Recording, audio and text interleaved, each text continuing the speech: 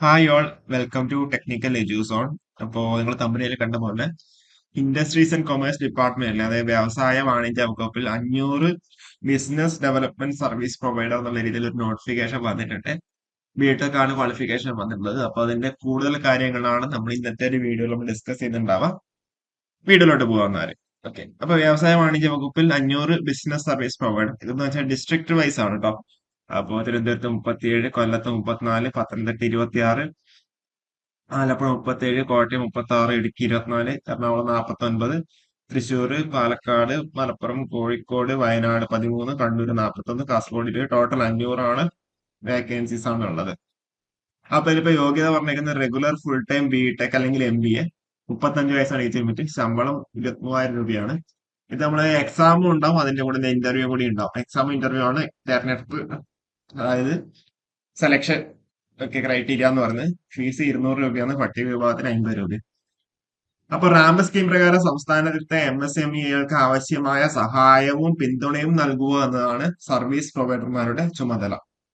Okay, MSMEകൾക്ക് ആവശ്യമായ സഹായവും പിന്തുണയും നൽകുക. അതിനു വേണ്ടിയിട്ട് നിങ്ങൾക്ക് അവിടെ സ്വാഭാവികമായിട്ടും ചെയ്യാം ഒരു ട്രെയിനിങ് കാര്യങ്ങളൊക്കെ ഉണ്ടാവും. അപ്പൊ എന്താണെന്നില്ലേ നമുക്ക് നോക്കാം. ഓക്കെ, ഇത് കരാർ നിയമനമാണ്. എന്നിരുന്നാലും കുറച്ചധികം കാലത്തേക്ക് എന്ത് ചെയ്യാം, ഫിക്സഡ് ആയിട്ട് ഇത് കൊണ്ടുപോകാനായിട്ട് പറ്റുന്നുണ്ട്. അപ്പൊ താൽക്കാലികമായിട്ട് ഇപ്പം നിങ്ങൾ ഫുൾ ടൈം ആയിട്ട് പഠിത്തത്തിലാണെന്നുണ്ടെങ്കിൽ അതിന്റെ കൂടെ എന്താ പാർട്ട് ടൈം ആയിട്ട് വേണമെങ്കിൽ നിങ്ങൾക്ക് നോക്കാൻ വേണ്ടി പറ്റുന്നത് മാത്രമേ ഉള്ളൂ. അപ്പൊ വ്യവസായ വാണിജ്യ വകുപ്പിൽ ബിസിനസ് ഡെവലപ്മെന്റ് സർവീസ് പ്രൊവൈഡർമാരെ 500 ഒഴിവുകളിലേക്ക് Kerala public enterprises selection recruitment board അപേക്ഷ ക്ഷണിച്ചു. KPSRB വഴിയാണ് ഇതെന്ത് അപേക്ഷിക്കാനുള്ളത്. Okay, Kerala public enterprises selection recruitment board. അപ്പൊ അതിലേക്ക് വരുന്നതാണെന്നുണ്ടെങ്കിൽ മാർച്ച് 9 വരെ എന്തെങ്കിലും നിങ്ങൾക്ക് അപ്ലൈ ചെയ്യാൻ പറ്റുന്നുണ്ടോ? നിങ്ങൾ ജസ്റ്റ് KPSRBയുടെ സൈറ്റിൽ കയറുക.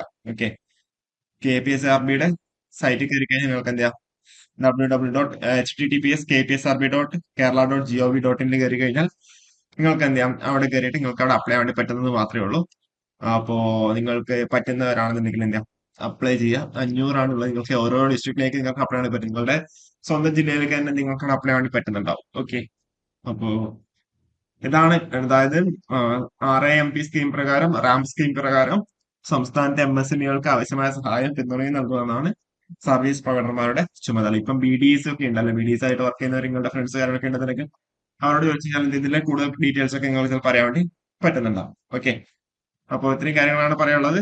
അപ്പോൾ കൂടുതൽ അപ്ഡേറ്റ്സ് ആയിട്ട് നമുക്ക് വീണ്ടും കാണാം. Okay, thank you.